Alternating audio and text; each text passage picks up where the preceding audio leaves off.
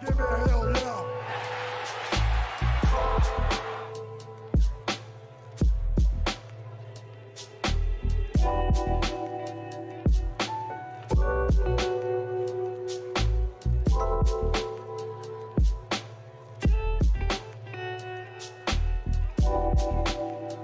Give me a hell yeah. Ooh, you know what time it is. Bless up. Bless Ooh, up. you know what time it Give me is. a hell yeah.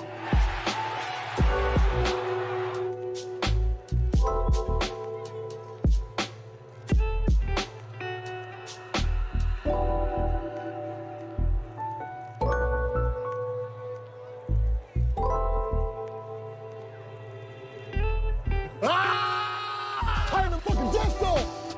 Turn the fucking Jets on! Turn the fucking Jets on! Fuck you mean? The Kings ain't going nowhere. It's real. The Kings are real. We getting 40 wins this year.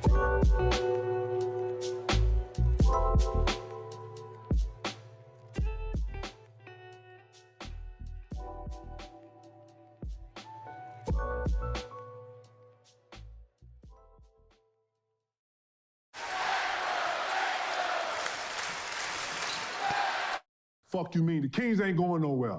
It's real. The We Kings getting are real. 40 wins this year. Let's go. Deuce and Mo, Deuce and Mo, Deuce and Mo. They tell you what they know. Deuce and Mo, Deuce and Mo, Deuce and Mo. The podcast that you know. Deuce and Mo. And Mo, Deuce and Mo, Deuce and Mo. They tell you what they know. Do it for Deuce and Mo. Deuce and Mo. Hey. Do it for Deuce and Mo. When it comes to the Kings, it's my favorite show. Do it for Deuce and Mo. Deuce and Mo. Hey. Do it for Deuce and Mo. When it comes to the Kings. Big hopes and dreams as we cover our kings. Never cover the kingdom, but we loving our kings. And we covered your prayers as we doing our thing. Big Deuce with the par, Lil Mo on the screen. Solo or together, still do it for team. Never switch up for $1 or revenue stream. So we always got each other, balance out the beam. Deuce and Mo, and that's the end of the theme song. Do it for Deuce and Mo. We are live. Do it for Deuce and Mo. When it comes to the Kings, that's my favorite show. Do it for Deuce Yes. and Mo. 13 games above 500. The national TV audience got a treat. Fox took over. How are we doing tonight? What up, Deuce? Hey, Morgan. Hi. Stay right there. I'm rooting for y'all. Oh! Let's go, Kane. Look at this. If you weren't paying attention, well, maybe you should get the sleep out of your eyes and open up and look and watch a Kings game, because now you know the Kings on their home floor had a big lead. It disappeared. What were they going to do when the game was tied up at 96 apiece, Morgan What Reagan? were they gonna do? Fox said, give me the rock and let me cook. It's my time. All right? It's my kitchen. The chef is here and he's ready to cook. Josh Hart, you're in my way. I'm dunking it. You want a 3 in your face? I'm hitting it. De'Aaron Fox took over again in the fourth quarter. 15 in the fourth. Kings find a way to win, even though the Knicks were getting every rebound possible. But here we are in March. The Kings, the number 2 seed. And oh, by the way, 13 games above 500. Yeah. Turn them on, Mike Brown. Turn them on. Turn the fucking Jets on! Turn the fucking Jets on! So my question for the chat, how are we doing?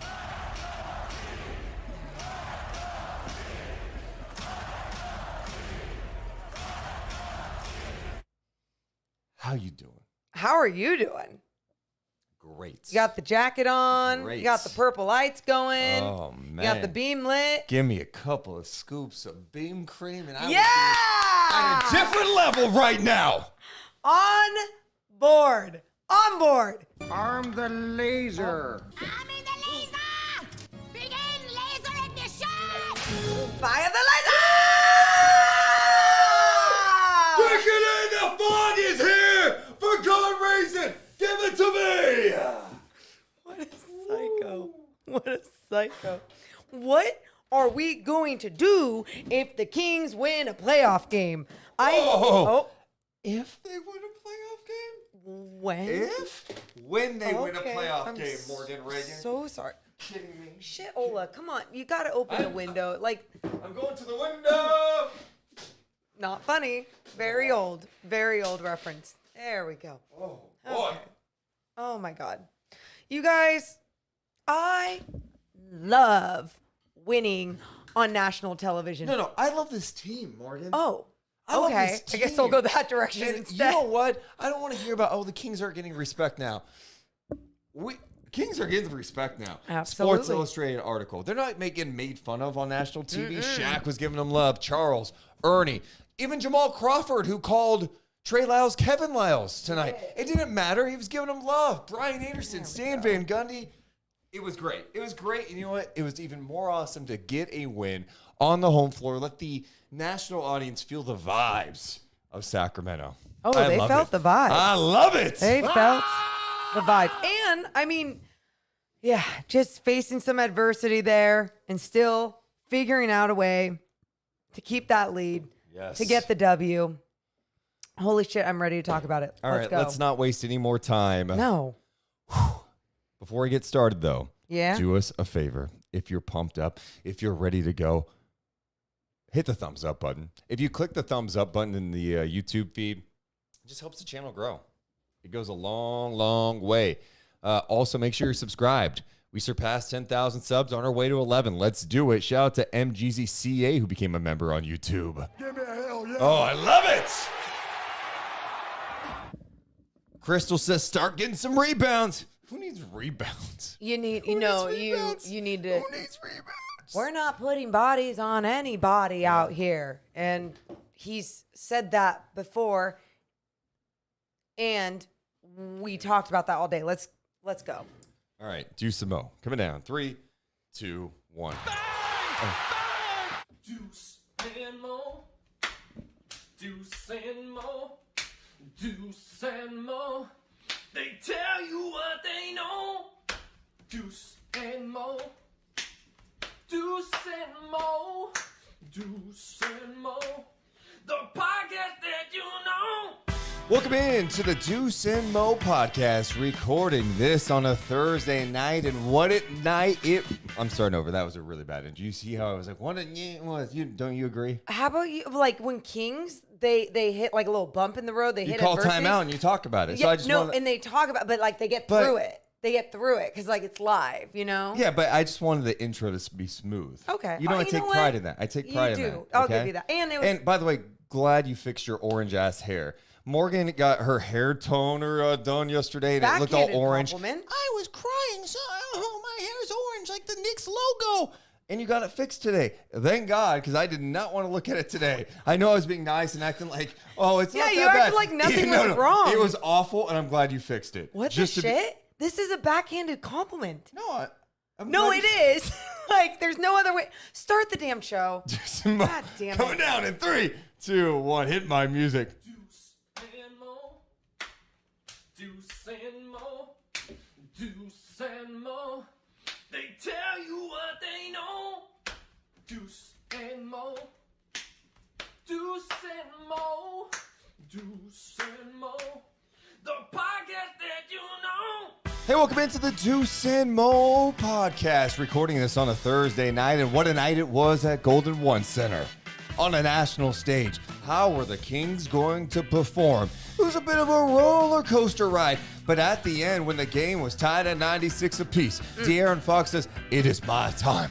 Give me The Rock and let me cook. And he absolutely cooked the New York Knicks tonight with a monster fourth quarter. Shockingly enough, Domantas Sabonis with another triple-double. And the Kings win on the home floor in front of a national audience on TNT. Getting rave reviews from the guys on TNT. Getting rave reviews from Stan Van Gundy and our guy Brian Anderson.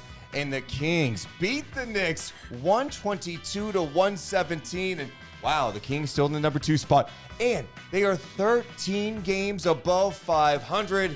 I'm Deuce Mason. That's Morgan Reagan. How are you, Morgan? So damn good. So damn good. I mean, for many, many reasons. I feel like it was one of those nights that was just like meant to be, you know? Well, I mean, in so many different ways because of what happened with us early on.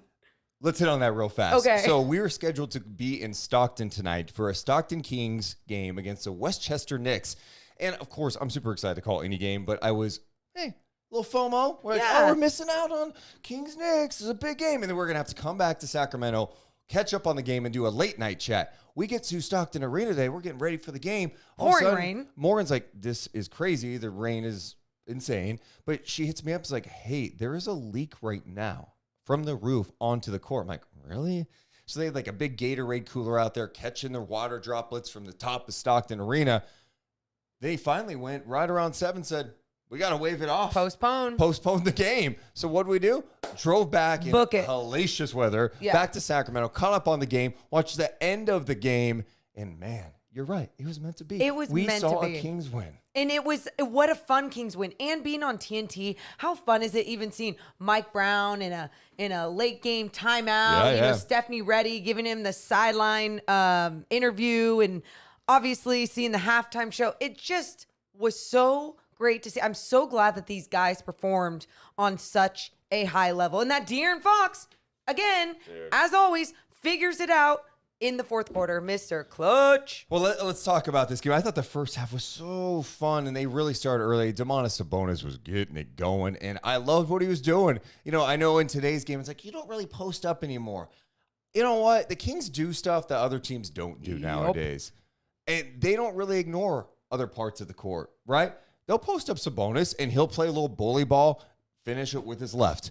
De'Aaron Fox, he'll hit you in the mid-range. Those are like not sexy things in the basketball landscape as much as they used to be. The Kings still do them, and they shoot threes, but I loved how they got Sabonis going early. One of my favorite stats of the night was just Will Z talking about how the Kings were scoring in the paint. He said after having 38 points in the paint in the first half, the Kings only had 12 in the third quarter. You know, we saw that's when things slowed down, but we also saw a stat from Will Z talking about the amount of post-ups that Domas Sabonis had and usually what he averages, which is under 3. So it was just something that they were throwing different at the Knicks, which I love to see because it was working, because that man is strong as shit. He is just pure muscle the way that he can go through guys.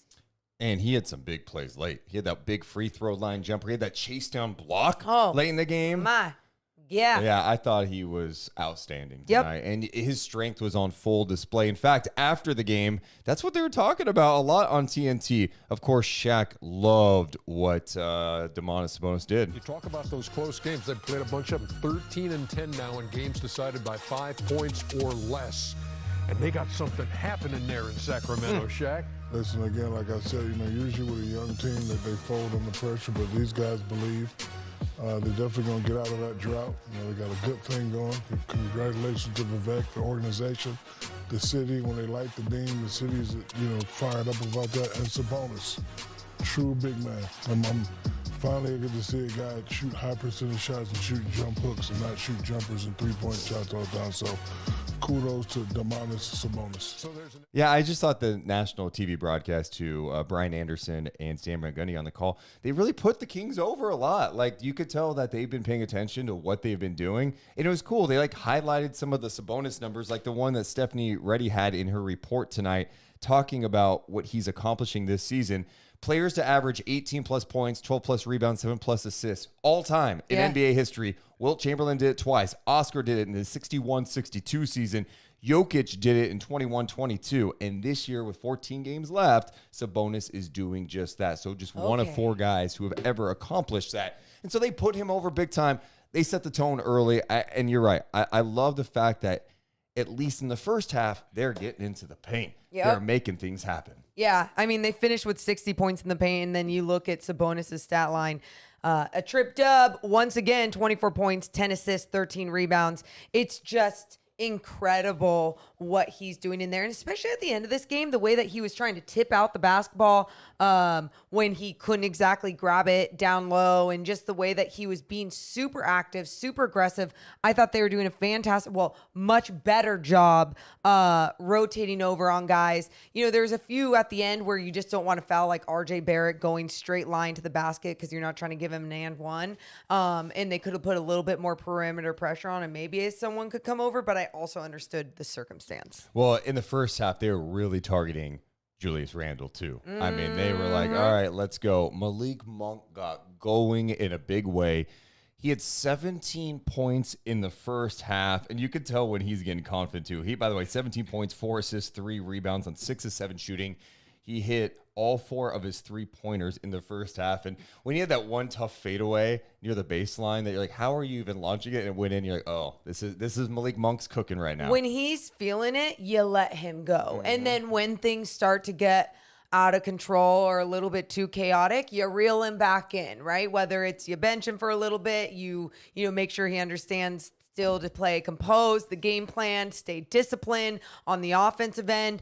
And that's what I love about Malik Monk. I just thought he did a great job in that first half, really getting them going, setting the tone with this game. I thought he was going to be that TD, TNT game that TD had against the Brooklyn Nets. I mean, just still a huge first half from Malik Monk. Yeah, he didn't play a lot in the second half at all. I know. Really didn't see him in the fourth quarter until the very end when they went with that lineup to inbound. We'll talk about the second half in a second. But then Trey Lyles, those two combined for 28 points at the half. Trey Lyles, man. I mean, you guys, again, when Trey Lyles was traded to the Sacramento Kings, everyone was like, okay, cool. This is just going to be cool. like, yeah, he'll be gone. Whatever. Whatever. It's a throw in. Look what the impact he's made coming off the bench, being so effective off the bench, finishing with 16 points and 6 rebounds, but bench points, 40 bench points for the Sacramento Kings. And Trey Lyles always makes such a difference with that. Here's what they were talking about on TNT at the half when it was 69-53 Kings. How about that Beam team, huh? Ooh. Sacramento Kings. Watch this, Jamal. Fox. They are balling right now, man. It's fun to watch. 69-53 is the halftime lead. Kings looking for win number 39. That'll allow them to hold on to the number 2 spot in the West if they should win this one over New York.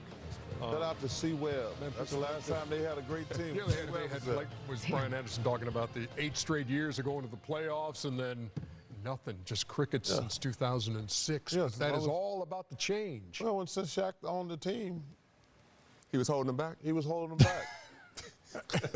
And then He sold his portion. and look at him. And it took off. There you go. Hey. Just touch. In reverse. Not a lie. It's the American Express halftime report. Would you say, Chuck, I sold my portion? Now they're winning. Oh, my.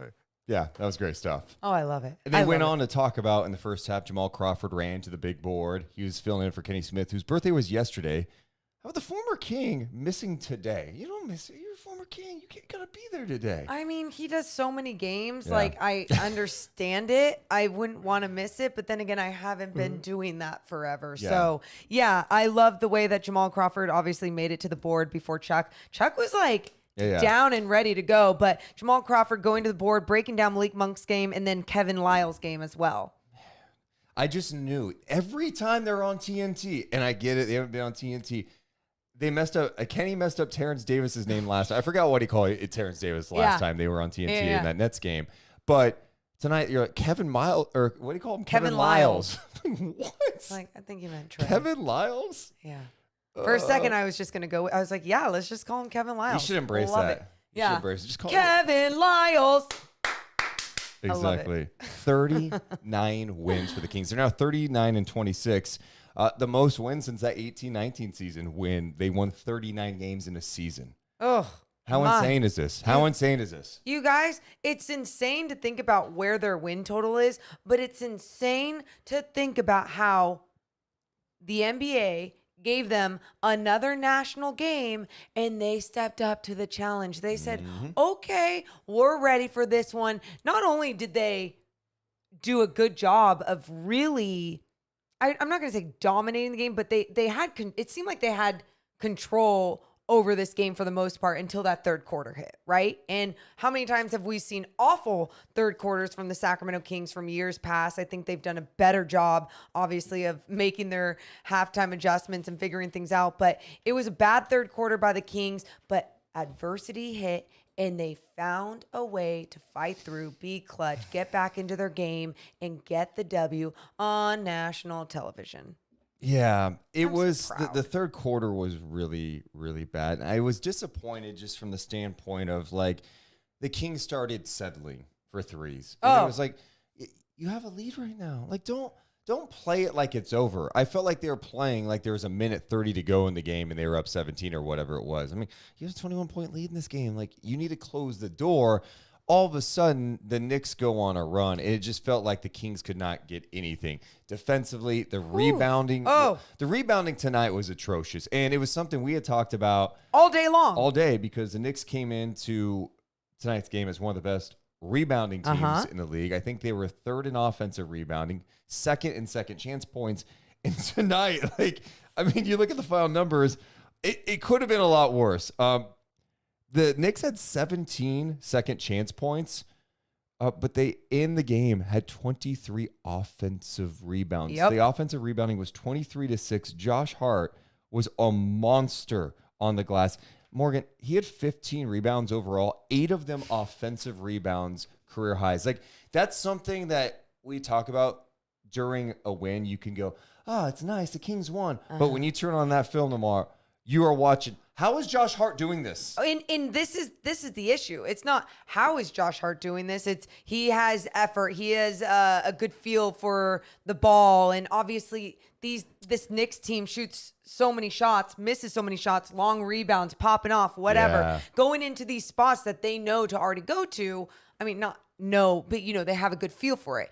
And someone like Josh Hart, though, after he has his third offensive rebound, why the shit are you not just making it a point of emphasis to shove a body on him, to find that man, to seek him out, and then you look for where the ball is? I mean, that should have been someone's strategy and goal, the whole time. But as soon as he really started going off, and Mike Brown talked about it with his Stephanie Reddy interview, and was just like, nobody's putting a body on anybody, and that's really scary. Yeah, it was just repeatedly. And let's also acknowledge this. Josh Hart is one of the better rebounding guards in the league, and that's his forte. He gets after it. He gets offensive rebounds. So it's not a shock that he did it, but dude, at some point, it can't keep happening. Like, after the fourth one, we're going to overcompensate on Josh Hart a little bit here. It's kind of like, even Chuck talked about this at the half, and he was like, why isn't anyone forcing Sabonis right? Why isn't anyone support? I just don't understand how nobody can make him work a little bit. Well, and the thing is, it's so hard because he's so good. And Josh Hart, same kind of concept. He's so good at getting those rebounds that it's not like it's just an easy concept to go out and get him and put a body on him. But at the same time, you still got to do a little better than that. Yeah, that was rough. Also, the other thing that impacted the second half, before we go too deep into it, Jalen Brunson did not play in the second half of this game, and he got off to a really nice start. You're like, God, you had what do you have? 16 points, I believe, in the first half. He finished. No, he had 19 points, 6 of 12 shooting. You're like, oh God, is this going to be a crazy Jalen Brunson game? He's returning from injury. But the bad news for the Knicks is he didn't play in the second half. He looked very uncomfortable with the foot. He didn't return. Yeah, sad, because you obviously want to see what this man can do on TNT against another really good crunch time player in De'Aaron Fox. What would have that battle been like in the fourth quarter? Kind of glad we didn't have to see it, though. I just want the W for the Kings. But at the same time, as a huge basketball fan, I would have loved to see it, and I hope he's okay. I think the other crazy stat that someone just pointed out in the chat that I did have circled on my box score here. Look at you. The Knicks shot 50 threes. this is not a great 3-point shooting team, but because they were getting so many second chance looks, I think they were falling into the trap of launching a ton of threes. Julius Randle. I mean, I know when you just look at the raw numbers, you're like, oh, man, okay, 23, 10, and 5. I didn't feel like he was good. He was 8 of 22. He was 2 of 12 from 3. Yeah, the moment seemed a little big for him at times. I mean, he still does so many great things, No, see, by the that's way. thing. You see the moments, but I don't think he cares. He's just going to go out there and chuck up sometimes. That's what he does. He also, I mean, was that at the end when Harrison Barnes stripped the ball away from him? That's Big him trying moment. to do too much. That's what I'm saying. And that's why I look at the Knicks team. I know we're doing a deep dive on the Knicks for some Just reason. really quick. But Jalen Brunson, to me, is their best player. And late in the game, Jalen Brunson would have had the ball in his hands. He's been a phenomenal closer for the Knicks this year. Instead, Julius Randle's trying to make something happen. Harrison Barnes played some incredible defense to knock the ball away. I thought it was a rough game, but it's crazy to see that they launched 53 pointers tonight. And they started making them in some big moments. You saw Grimes knocking down a lot of those corner threes. I mean, it didn't matter if there was a hand in his face at times, but they had to make life a little bit harder for him.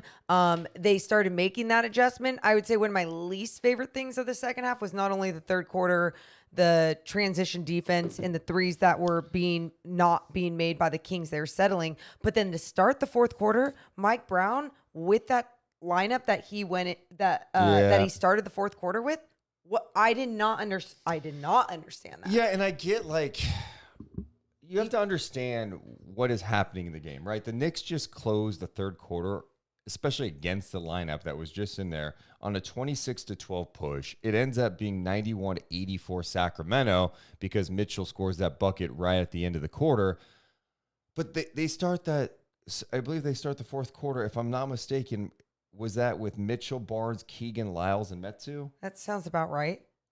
And immediately that 26-12 push ends up turning into 33-13. And you're going, the way the game was going, there was no messing around. I think you needed Fox or Sabonis out there. And again, I thought Chimezie Metu was not good tonight. And we've been saying that a lot lately.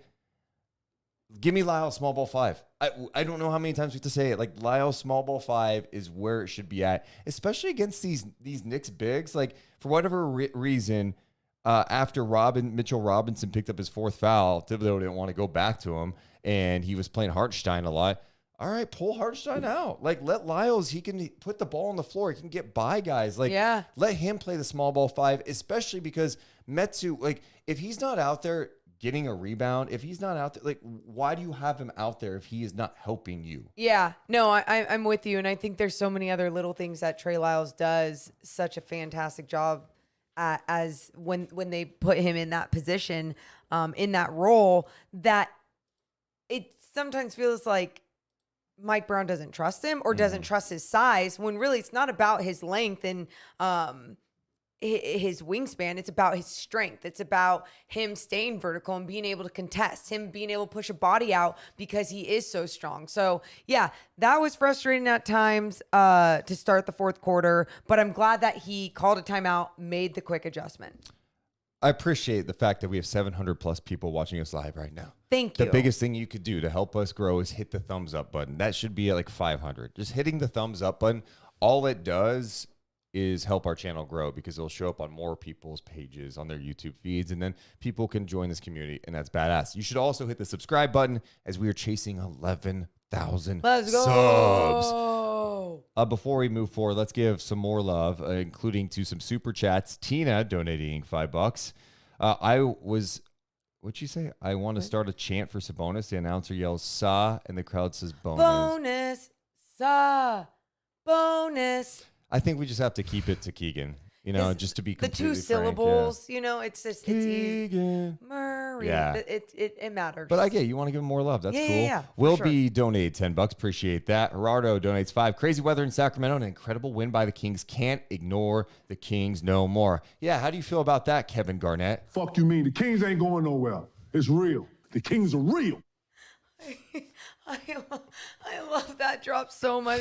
I'm keeping that forever. Forever. Fuck you mean? The Kings ain't going nowhere. It's real. The Kings are real.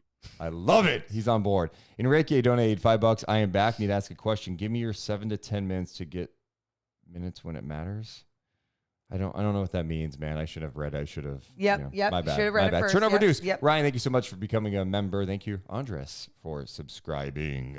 Thanks, guys. Appreciate the So, support. yeah, you mentioned that lineup. Now, the good news is, well, all of us were at home and social media was going, why isn't Fox or Sabonis in? At the 10:27 mark, Mike Brown calls a timeout. It's like, okay, I gotta get my guys back Yep. in. Quick timeout. This is getting fragile because at that point, it was 92-91. They cut it to 1. It's going back and forth.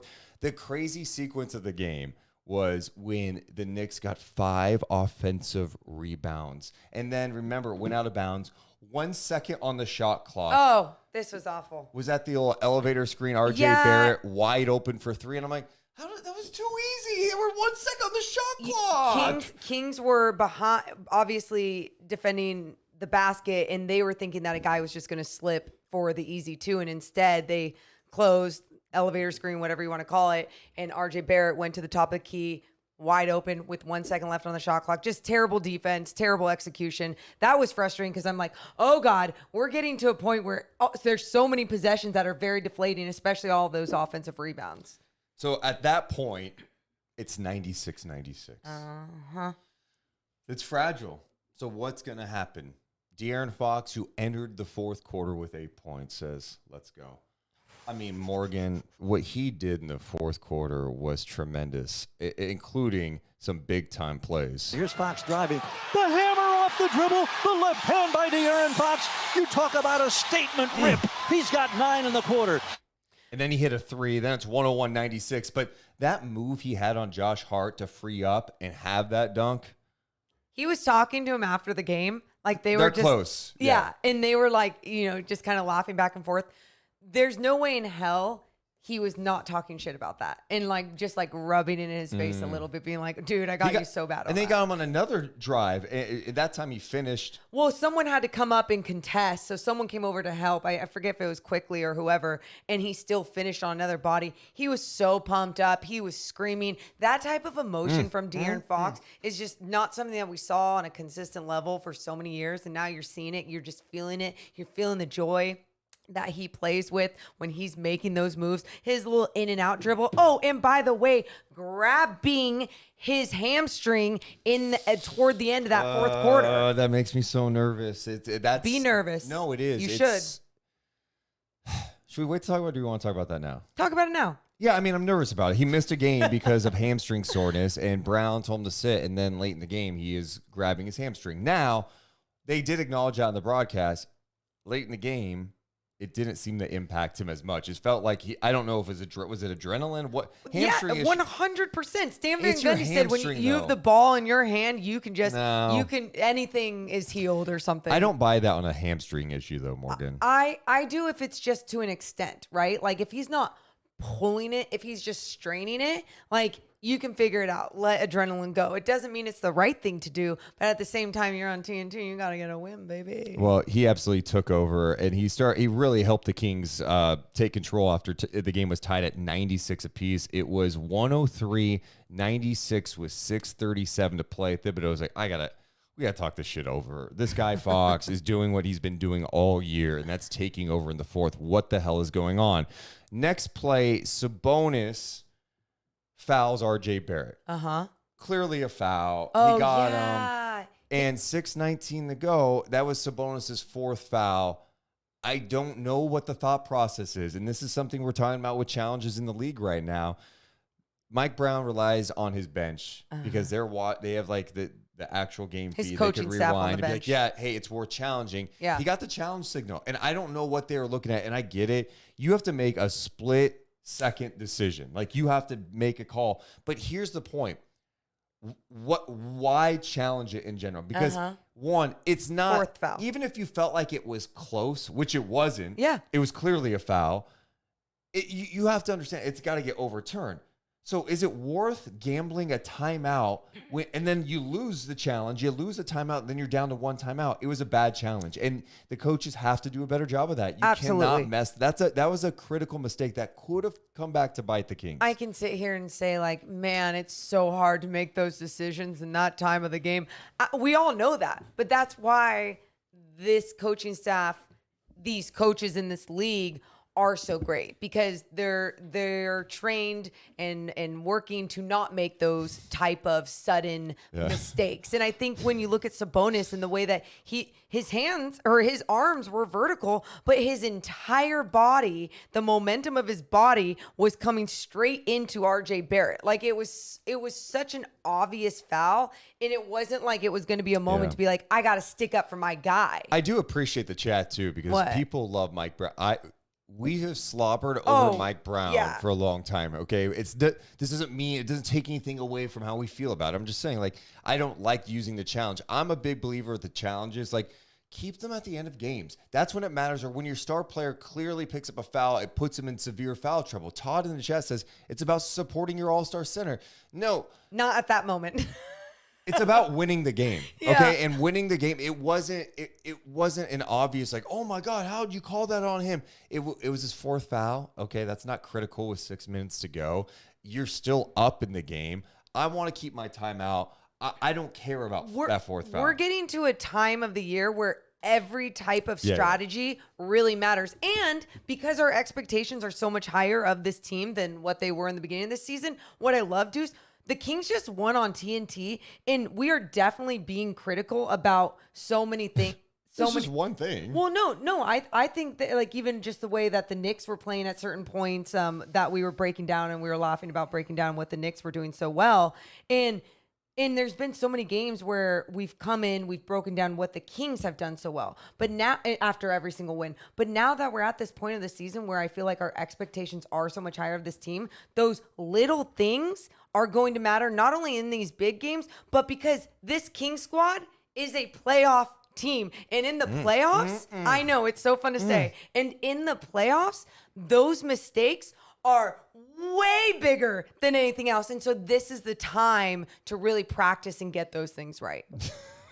What? What? Gavana says, oh, it's time to institute a coaching search is what I'm gathering from Deuce. But they lose the challenge, but it didn't end up coming back to bite them in the game. You know, the Kings end up after that. Barrett makes both. It's 103-98. Then Randall hits a shot to cut it to 3. Fox was just tremendous, man. And the shot he hit late in the game, which pretty much sealed it, was pretty nice. Everybody coming to their feet here at Golden One Center. The drama playing out. 36 seconds to go. Shot clock hits 10. Fox at the logo. Creeps toward the left ring. Still in three-point range. Dances with a dribble. In attack mode. Drives. Double clutch glass. He's got the layup. 2-possession lead. 26.4 to go. And that made it 117-113. You also had a couple Trey Lyles free throws after that. You had RJ Barrett. Then the end of the game. Go ahead. Sorry. 14 fourth quarter points for De'Aaron? How many? 15. 15 fourth quarter points. My goodness. Yeah, because he had a free throw late in the game. Sabonis knocks down a couple of free throws, and here's how it sounded at the end. Gives to Randall. Here's a 32-foot three that misses at the buzzer.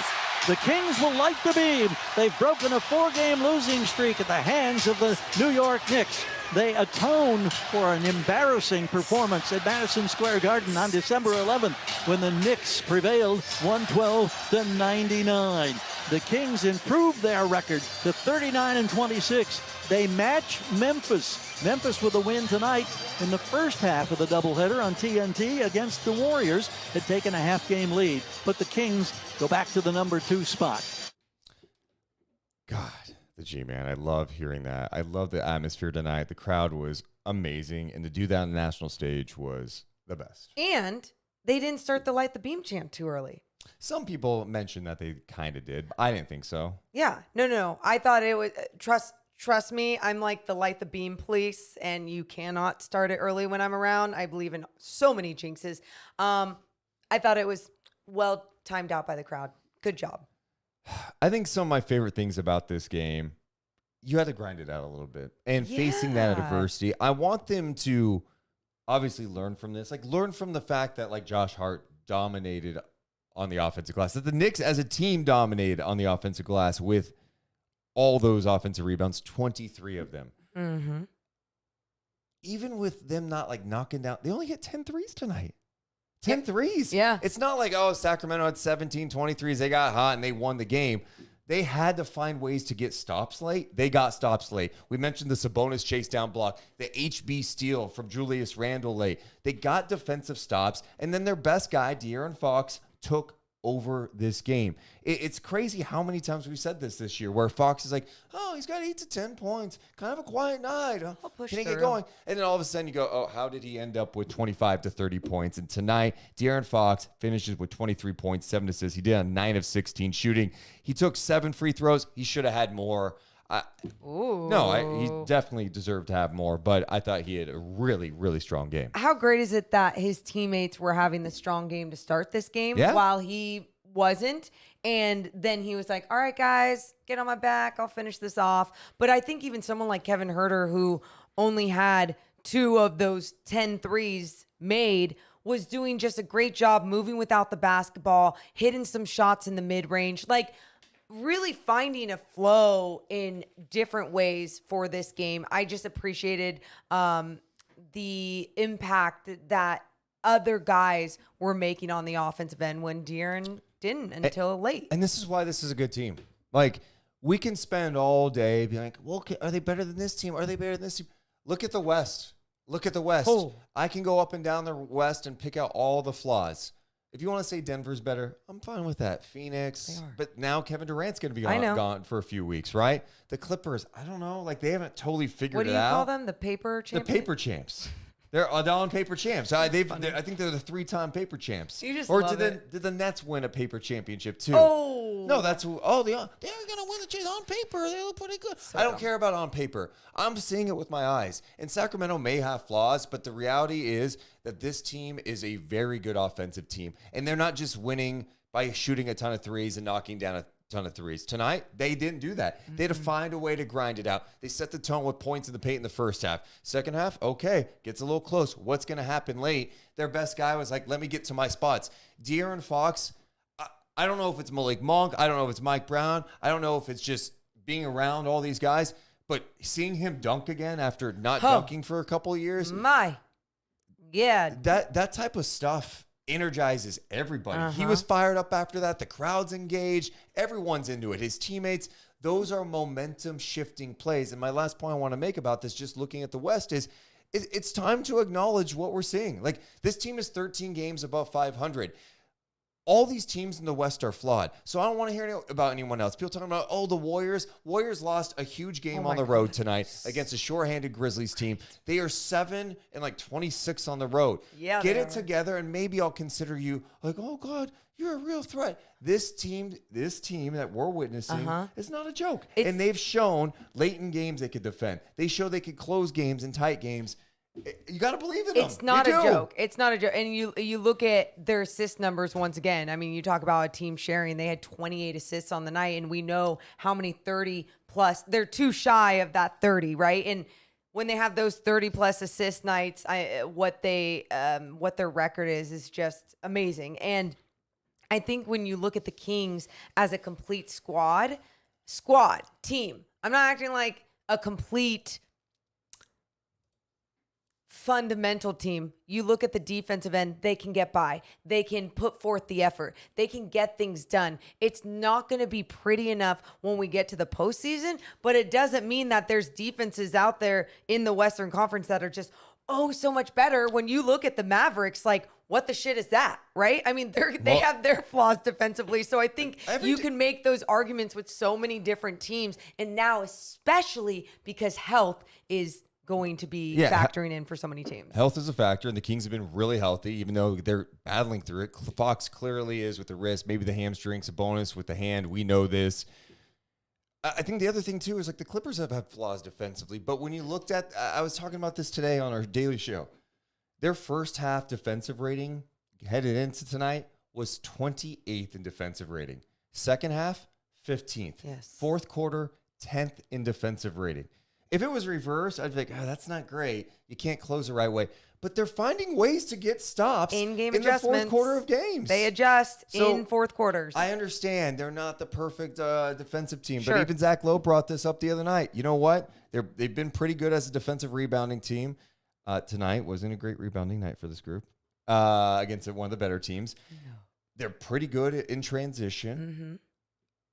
You look at the defensive numbers late in games, they're getting stops when they need it. So, yeah, I mean, no one's saying that this is a perfect team. I'm not even saying it's a championship team, obviously. I just think that this team is not only capable of, like, competing in the playoffs, I think they can win a series. I do. I think, depending on the matchup, they could have some fun this playoffs. It's wild to say that, and I think so many people hear that and that aren't watching the Sacramento Kings, and they're like, Kings fans are just riding this wave.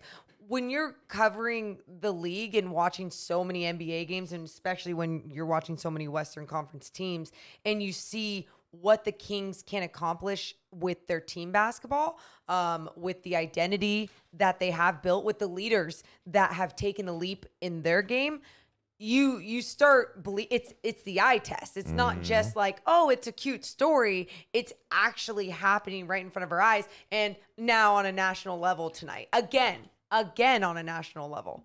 It's big time stuff, and I'm so glad to see that this is where we're at in the season. This is not the Kings that are limping in. They have come out of the All-Star break, and they have had one loss, and it was to Minnesota. Let's hear a little bit from Mike Brown after this game. Morgan Reagan, James Ham, our buddy over at the Kings Beat, tweeted out some Mike Brown from tonight's game, and here's how it sounded. Great win. You take wins at this time of the year, but that's not how we need. That's not how we should be playing basketball. What you guys saw tonight. I am not happy with our performance at all, except for the fact that we got the win. Somehow, some way, we have to be better throughout the course of the ball game. Yeah. I'm going to put pressure on Domas and Foxy. They have to hold themselves to an elite level on every possession, but just as importantly, they got to open their mouths and hold their teammates to a high standard, because that ain't going to fly. Give the Knicks a lot of credit. Good ball club. Tibbs done a heck of a job with them. They're physical. They try to play the game the right way. You feel them throughout the course of the game. We're taking this win, but we got to be better. And it starts with Domas and Foxy. They got to open their mouths, and they got to challenge their teammates to perform each possession at an elite level. But they have to do it themselves on both ends of the floor. Okay. Right. Strong words from Mike Brown after this euphoric Kings win on national TV. And, clearly not happy about the rebounding. We knew that. I mean, the rebounding was atrocious. And probably what he saw at the third quarter and the beginning of the fourth quarter, it was clear Mike was done with the bench after that. He went with a pretty tight group down the stretch that featured for the starters. No Keegan Murray. Trey Lyles was in the place. What do you think about what he just had to say about Fox and Sabonis being more vocal with the team during those moments? Look, when we're watching the broadcast, we don't get to see how vocal they are all the time, right? Like, there's certain plays you'll see Domas get in a huddle or call guys over. There's times, but communication is key. It's so cliche to say, and I think Mike Brown really tries to put that on his team. You're communicating at all times, and if you are the anchor, like you are with Domas, then you're talking on defense. If you are a leader on this squad, then you're talking when shit breaks down, not only on the defensive end, but on the offensive end. I think he wanted someone to get at somebody for not boxing out Josh Hart, for allowing so many fast break opportunities with some terrible transition defense. And he's kind of saying, I don't need to always be that guy. Why don't you hold someone accountable too? They trust you and respect you just as much as they respect me. And to Demonis and Deeran's credit this year, it seems like anytime there has been a challenge for Mike Brown, they've owned it. Yeah. For sure. I mean, it reminds me of the quote. I say it all the time. I think I haven't said it this year.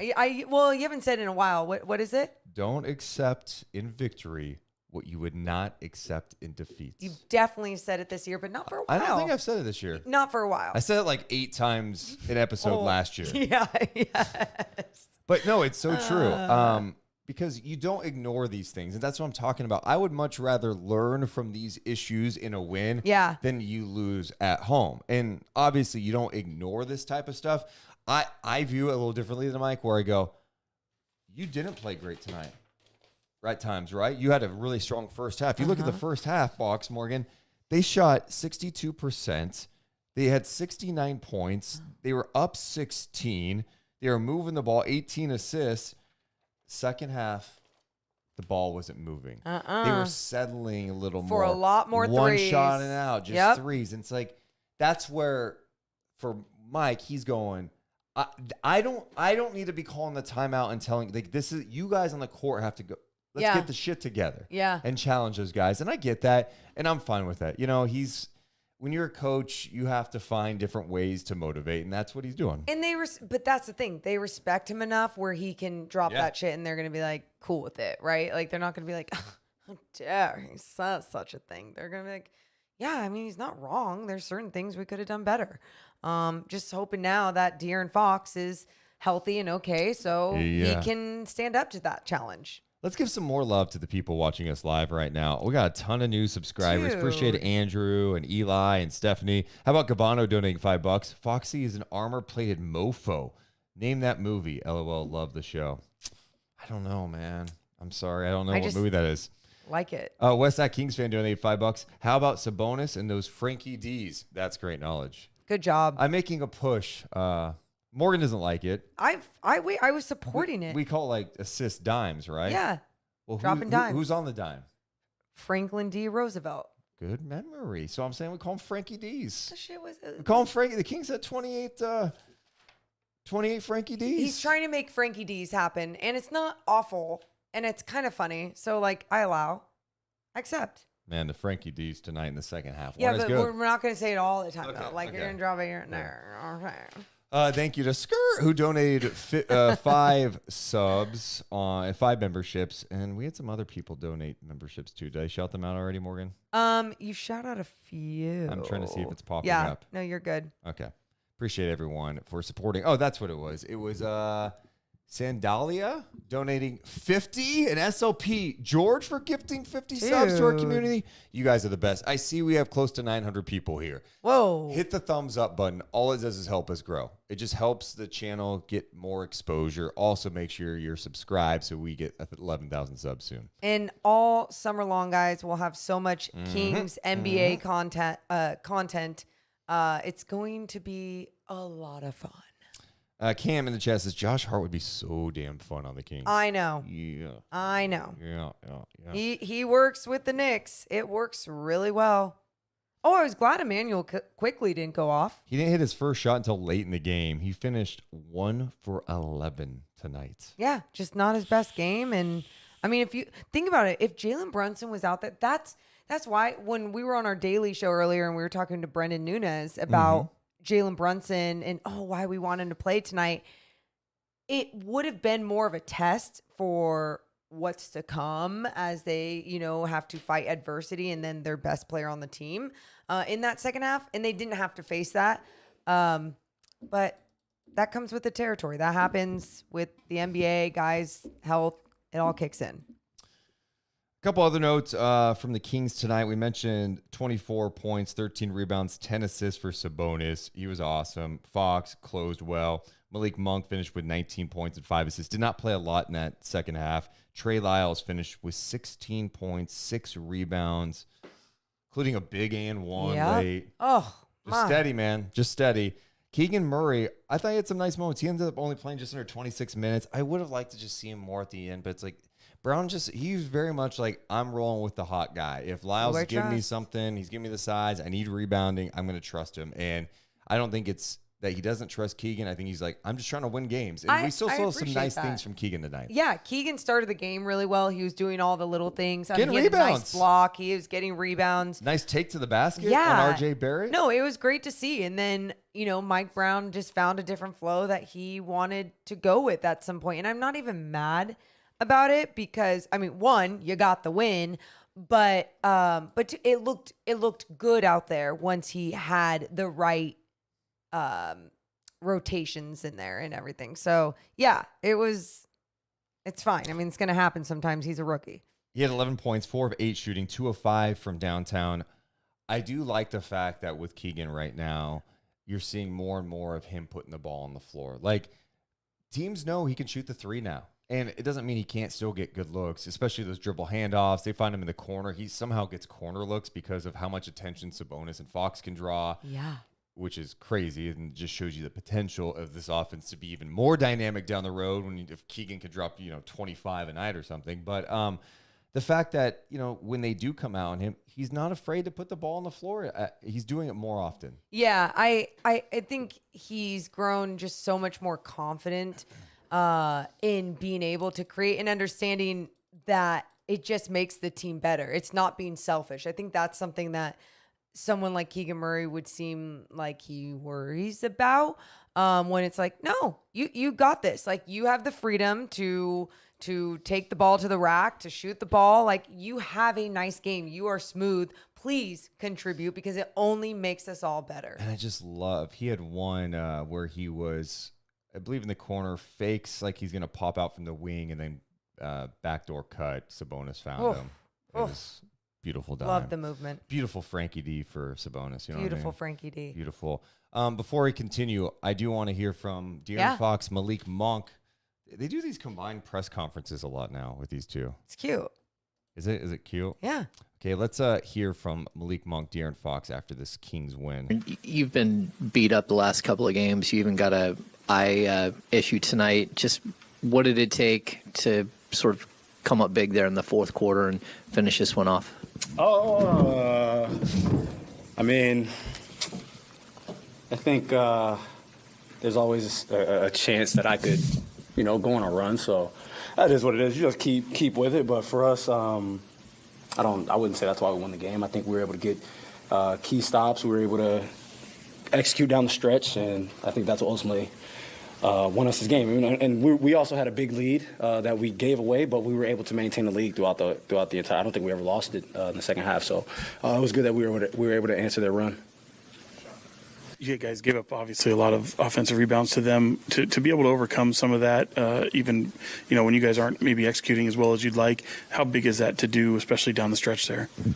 Well, it's great that we were winning at the time, so that's always a big thing. But I mean, we just have to be better at boxing out. I mean, that is what it is. That could have lost us a game, but like I said, at the end of the day, we were able to execute at the end of the day. So that is that. Hey, Dylan. So everybody says scoring in the fourth quarter is hard, but you got 15 tonight, and you're the most efficient player on the court time in this league. I just want to know, how do you make this look like easy? I told RJ in the fourth quarter, shots just seem to go in, so I'm not doing anything. I'm not doing anything different. They tell me the same thing. I'm like, sometimes the shots just start going in more. So that is that. I don't think there's a better way to put it. Malik, I know first quarter and better first half defense has been a focal point for this team, but to hold New York to 23 points in that first quarter, how big was that for the team tonight? Yeah, it was huge, man. The first unit started off right and got the big lead, man. We just came in and kept the pressure up in the first half. So we just got to continue to do that. But like Fox said, we got to box out, man. We got to box out. Oh, of course, there is an automatic ad that was playing, but you get the point. They do need a box out. And what's the issue here with this? With what? The boxing out. What I'm just talking about. Yeah. Like, is it too much ball watching? No, just the way that you attacked it. You're like, what's the issue with this? No, like when you have a team that you're going up against that shoots the ball like the Knicks, and there's going to be a lot of rebounds, long rebounds that go in those random spots. You have to fundamentally, and this happened in a different game, and I forget which game it was. You have to fundamentally find man and then go after ball. It's like you're taught that in 5th grade basketball, and the Kings do such a good job of going back to the fundamentals and really focusing and engaging and staying just locked in on those things, especially when they're told. But this thing, they were not staying disciplined on. Like, even I mentioned to you, there was one play that Sabonis had rotated over. Oh, I think it was the one that his 4th foul one. He had rotated over on RJ Barrett, and then Hartenstein was right under the basket and would have gotten the putback. And I was like, right there, De'Aaron needed to get position just really quick. It just has to be a quick thought, no matter what. Find a man, find a body, get in the right position, push them out with your booty. Yeah, and Josh Hart just comes in flying. He does not care. He's going to crash hard and go get it. And there were some weird bounces tonight, but that one where there's 5 offensive rebounds on one possession, you're just like, somebody grab the damn ball. Yep. Like, what are you doing? Yep. Like, stop going after the ball. Find your man and put a body on them. And that's where sometimes a zone comes in and it's difficult, right? Because you're just in a space and you're not necessarily on one person that you're supposed to seek out. And with that, I didn't understand why they weren't seeking him out, whether it was Davion or whoever. It's like they should have been faced nose to nose, Deuce. Shot goes up. You're calling out shot. It goes up. I'm staring at you. I'm watching your eyes and then finding position and putting a body on you, pushing you out. We heard Mike Brown postgame to the media. What do you think he was saying in the locker room after that game? I mean, I don't think it was pretty. Did anyone get the Depog chain? We're going to have to look at the Kings Twitter to see if Yeah. I mean, that's the thing. You know, I was looking when Matt George was asking about the 23-point first quarter for the Knicks. After that, the Knicks scored 30 in every quarter. So I don't see any pictures of a Depog chain tonight. And, you know, I think, Mike, as the season goes on, and look, expectations should go up, right? You're no longer just playing cute basketball. You're 13 games above 500. I think Mike's like, no, if we want to have like this championship mentality and identity, even if it's not this year, we have to have championship habits that start now. Yep. And you can't come in like willy-nilly just expecting to just outscore guys. And a better team that gets offensive rebounds like that, a team that can knock down threes, you may have lost by double digits tonight. Oh, so yeah. let it be a wake-up call. And I just think for him, he's like, no, like we are raising the stakes now. Fox Sabonis, you're playing at all NBA level. You have to be more vocal. You have to challenge guys. We all have to be more locked in. So I dig it. I dig it. Don't just be satisfied. Don't be satisfied with where you are. It's fine for the fans and all of us to be like, this is great. It is. It is awesome. All that stuff. Acknowledge it. But those guys in the locker room, that coaching staff, they're trying to win a championship. It's not fake tough love either. No. That's the thing. He's like not just being like, I'm not going anyone to train because I want to, make a point. It's like, no, he truly feels like this team did not meet their standards on certain things in this game, in this matchup. And so nobody gets the Depog chain. Someone says Golden One Center should get the Depog. The fans are pretty good. The fans are really epic tonight. Yeah. Before I continue, we should mention that tonight's Night Chat presented by Sean Stanfield over at guaranteedrateandrate.com/Sean Stanfield. If you're looking to buy a house or you have questions about buying a house, can I afford a house? I'm a first-time buyer. Is this the right time? Do I have enough money? Or you're like, hey, I want to get this done. I need to work with someone that can make sure I can get this done. Sean is your guy. His beam is lit tonight. He's a big Kings fan. So if you're looking for a house, he's helped our podcast listeners before. He is the man to call, Morgan. Are you okay there? That's where I was like trying to hold in a burp, and I thought you were going to hop in and continue, Dude. and that's my bad. I just was swallowing a burp. No, I'm really sorry about your burp, but you pretty much already said everything that I would have said about Sean. I mean, Jesus. I mean, truly, it's that simple. If you need help with anything, reach out to Sean. He will answer any of your questions, even if it's Kings related. Hit him up, 916-276-7563, 916-276-7563. That's Equal Housing Lender, subject to credit approval. NMLS ID number 349707. Company NMLS ID number 2611, NMLSconsumeraccess.org. Thanks so much to our friends at Guaranteed. Great. Guaranteed. Great. We should also mention tonight, if you go to deuceandmo.com, click on merch, use promo code Thank you. You get 20% off your order. Promo code Thank you. We've got mugs, we got t-shirts, we got hoodies, we got stickers, various logos, including our NWO style one, a Disciple one, our new logo, our Tower Records version, Night Chat, crew necks, hoodies, t-shirts, and more. It's all at deuceandmo.com. Click on merch, use promo code Thank you, and at checkout, and you'll get 20% off your order. There you go. There you go. There you go.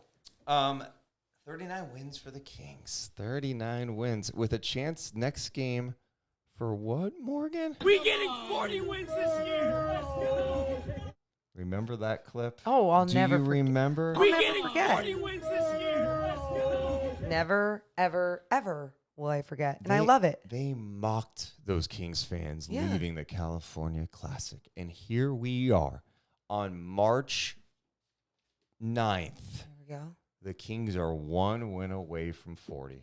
Time to celebrate every little win that the Sacramento Kings. That's the issue here. Is so many people think it's not about 40 wins people were even mocking necessarily. They're like, Kings fans would be that excited about 40 wins. Oh yeah. Kings fans would be excited about a lot of things. And now the Kings have exceeded all of our expectations, where I feel like we're all so excited we're going to throw up, which, by the way, Deuce and I are probably going to be holding a live podcast in Sacramento. We're going to be having details come out soon once we get that confirmed. I mean, it's just a way to celebrate with the community. I didn't love how you led in from throwing up to, hey, by the way, we're doing a I was live thinking podcast. about being that excited, Yeah, and then I thought about how I know. excited I am to do that. And I was like, we're going to all throw up everywhere together. Morgan, who was your dog of the game? Who was your dog? The candidates I put up. Please. De'Aaron Fox. Okay. Big time fourth quarter, 15 in the fourth. Domantas Sabonis, another trip dub. Malik Monk with a big first half, and then Trey Lyles off the bench. I'm going to go, Trey Lyles. I'm going to go with De'Aaron Fox. He's pushing through the hamstring that he says is 100%. It's obviously not, even if, nope, we're not doing the weird barking thing. It's weird. It's so weird. I don't like it. People in the chat like when I That's do the not dog true. of the game. That's fine. Nope, that's where we go. That's okay. I have a good bark, and I Yes. can do. I have a variety. No. I have an angry, a happy one. No, we don't. That's a pretty good. You thought What that is was a that? dog. That's a dog. That's like a cartoon dog. I'm a voice actor, like Drew, that local guy. Drew, he's trying to take your job. De'Aaron Fox will be my dog of the game, even though Trey Lyles is like pretty much right. And again, we're talking about a guy with a triple-double tonight in Sabonis that we're just not giving it to right away. But De'Aaron, just the way he pushed through so many things to be that guy in the fourth quarter to get this Kings the W, to make sure that the Kings were going to get the W tonight. Yeah, it's De'Aaron for me. The game was tied at 96, and De'Aaron says, let's go. Get on my back. I'm here. He attacked. He hit a big three, dunking on people's heads, getting it going in the mid-range. He attacked. He finished. Found a way to get the Kings win, even though Mike Brown is pissed off tonight. Oh. I kind of like that Mike Brown's I pissed. dig it. Also, I want to acknowledge that the chat also votes De'Aaron Fox. 45% say De'Aaron Fox is the dog Good job. of the game. 42% to Domas Sabonis, Trey Lyles at 9%, and Malik Monk at 4%. Nearly 1,000 votes. By the way. Wow, party people. I need your help in this. We love getting tweets. I don't know what this means. Michael tweets, watching the Deuce and Mo podcast, my wife says, quote, he could literally be a character on Parks and Rec. Yes. What's that mean? You've watched Parks and Rec, right? I mean, I've seen it. Leslie Knope. Yeah, but what? Like, she's just passionate about her little city. So are you. Is that what they're... You're Leslie or, Knope. No, or are they comparing me to some dummy on the show? Well, it could be that, but we're going to give you Leslie what's his Knope. name? What's the dumb guy's name? Chris Pratt is Chris the dumb Pratt, guy. the dumb guy. I forget what his name is on the show. Pre-Marvel. Yeah, he's still weird. He's weird. But either way, you're going to be Leslie Knope. That's not... I don't think that's what they were going with. They I are. think they were taking You a shot at proud me. little... No, and Michael, tell your wife she owes me an apology. No, Michael. Morgan hit me as I was saying, tell your wife, as if I was going to say something really offensive. I was worried for a second. I was like, are you going to cut a promo right now on his No. wife? Like, please don't cut it. I just couldn't take it. Andy Dwyer. Andy, you're right. I haven't Oh. watched that show in There we go. so long. Yeah. So long. Leslie Knope, I like it. Shout out to Jesse, you donated $10 saying, sleep beams, y'all. We did it tonight. Sleep beams, dude. Yeah. How fun. Next up for the Sacramento Kings, Morgan Reagan, a matchup with the Phoenix Suns Oh. on Saturday in Phoenix. Kevin Durant will not be playing in that game because of that rolled ankle. It ends up being like a grade 2 ankle sprain. Sounds like Woj says he's going to miss at least 2 to 3 weeks at this point. So sad. Who knows how long it's going to be. but he will not be playing Saturday. Obviously, still a potent Phoenix Suns team, even without the guy. But, dude, that just sucks for a team that looked like they were clicking with him. They were 3-0 with him. Yeah, I mean, well, not only does it suck because the team looked like it was doing better, but I think just as a basketball fan, the NBA is better with Kevin Durant playing. Like, he's just a brilliant basketball player. And I'm sad that we won't see him because of injury, but I'm also like, okay, Kings, here's a test. They're missing one of their star players. How can you capitalize? Not to say that they don't have other guys on the squad, but I'm saying capitalize in the sense of you're at this time of year where if you aren't making those tweaks and adjustments against these good teams in the league, then you're not going to be ready for the postseason. And I think there's so many times we want to talk about, it's going to come down to experience and defense in the postseason. It can come down to some really good team basketball too. And the Kings have shown that with the consistency that they've played throughout this entire season.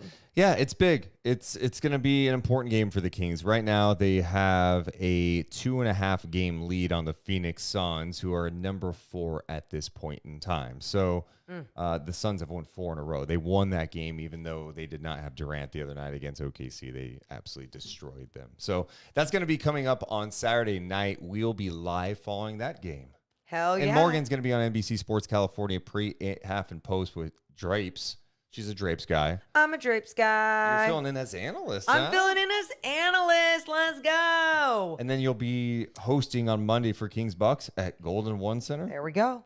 Give me some hits, baby. Let's go. Appreciate you guys hanging out with us tonight. We'll be back live again Saturday night. Of course, we have our daily show. That'll be 11 to 2 p.m. Pacific time on Friday on Sacktown Sports. We love you guys so much, but we gots to go. You all have a wonderful rest of your evening. Light the beam, baby. See ya. Deuce and Mo, Deuce and Mo, Deuce and Mo. They tell you what they know. Deuce and Mo, Deuce and Mo, Deuce and Mo. The podcast that you know.